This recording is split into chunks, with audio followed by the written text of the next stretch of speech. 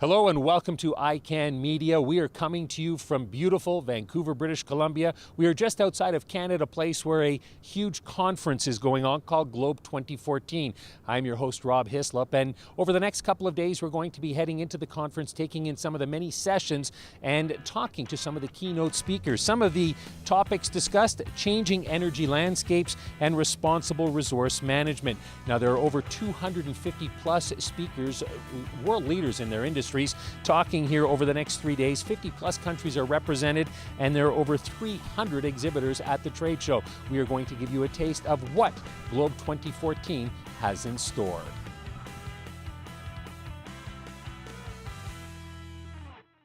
Right now on ICANN Media, I'd like to introduce you to John O'Brien. And John, you're from Australia. You were here talking about innovation, getting products from innovation to the market. Yes. Yep. And tell us first who you represent, and then we'll get into a little bit more about the session. Yeah, so I run a company called Australian Cleantech, and we're a private company, and we work for the Australian government and for investors and for companies, and try and put it all together to help companies get through. And we also have a company in China called Sino Cleantech that does a lot of work with Chinese investors and bringing them back into the Australian market. Okay. So tell us about the clean tech industry as far as new innovation goes. In Australia, it's really interesting at the moment. From politically, it's clean tech's not a good word. The current government is not keen on environment or green. It is, however, really interested in jobs, investment and trade and industry efficiency.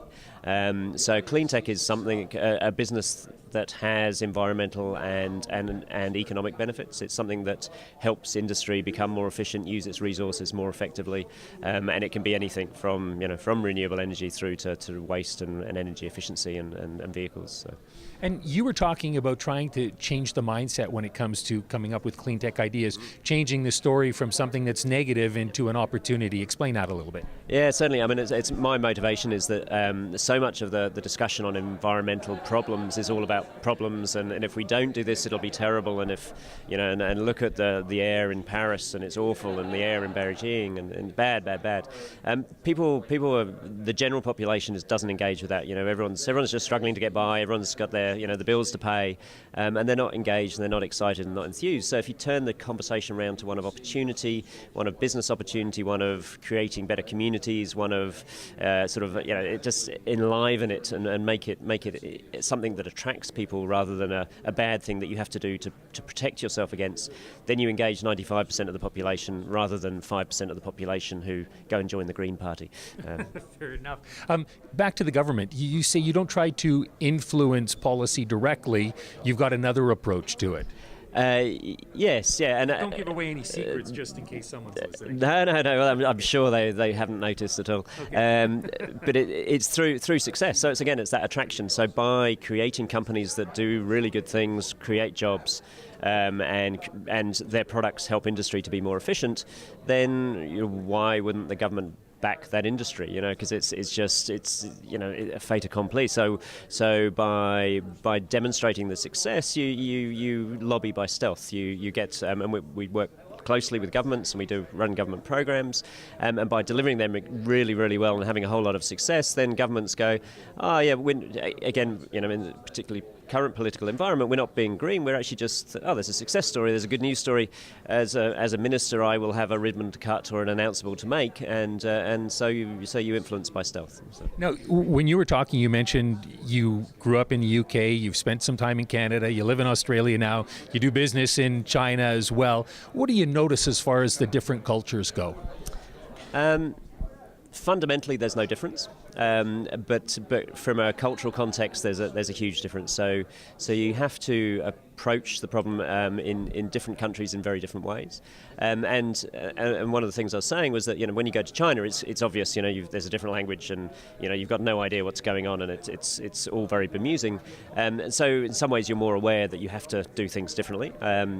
But then there's still the same cultural context between, say, Australia and Canada and Australia and the US. So Australian companies coming to the US will often fail because they don't understand that cultural difference and the way that you have to talk differently and sell differently and explain differently. And it's incredibly important to have. And one of the things the solution to that is then to have the local partner who understands that cultural context to help you get that product into market. And last thing for you, you mentioned when it came to getting your product out there and in front of people, you had a 3-second presentation that you spoke about. Yes, so we work with each year the top 30 Australian clean tech companies, and we give them a whole lot of acceleration and mentoring.